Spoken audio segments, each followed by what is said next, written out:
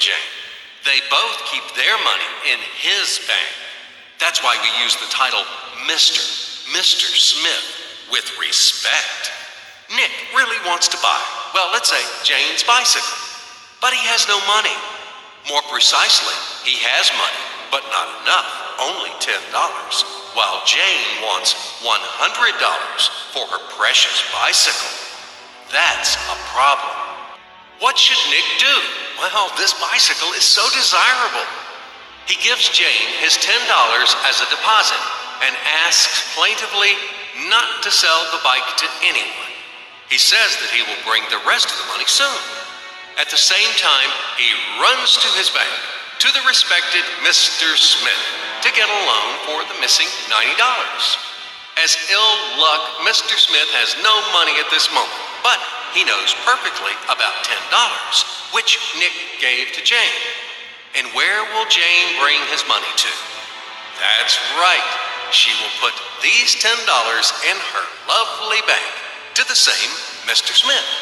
Therefore, Mr. Smith asks Nick to come back tomorrow in the hope that tomorrow he will get these $10. And everything happens this way. The next day, Jane brings $10 to the bank. The bank provides Nick these $10 on credit. Nick immediately gives them to Jane. She again puts them in a bank. The bank again provides Nick these $10 on credit, etc. As long as Nick the fool will gather enough money for the bicycle. Don't you get confused yet? Be patient, I told you. These demons have been trying to confuse you during 1,000 years.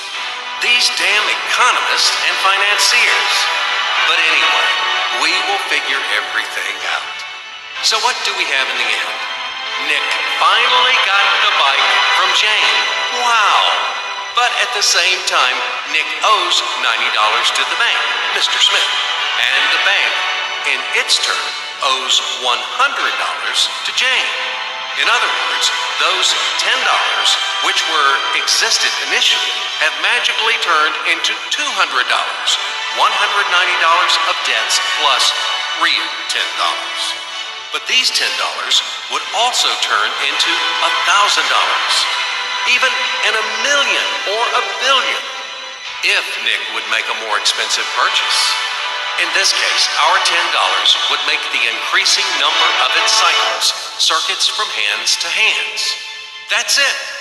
So, what happens in today's world? SOS! It appears that banks also make money out of thin air and multiply them. Not only Fed can produce money, but banks either. In short, everybody can do this, except you and me. We are not in the business at this celebration of life. I would like to print or draw some money as well. In fact, these banks multiply money without any control. And we're still wondering why the banker lives better.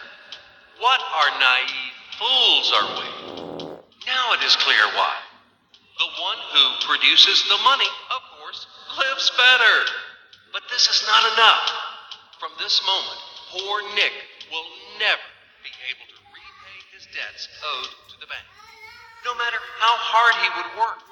Silly Nick doesn't know it yet, that he's in slavery to the bank, in credit bondage forever, because those $90, which he owes to Mr. Smith, do not exist in nature at all. Sly Mr. Smith made his money out of nothing. He created them out of thin air, just one click. And $10 turned into $200. Yes,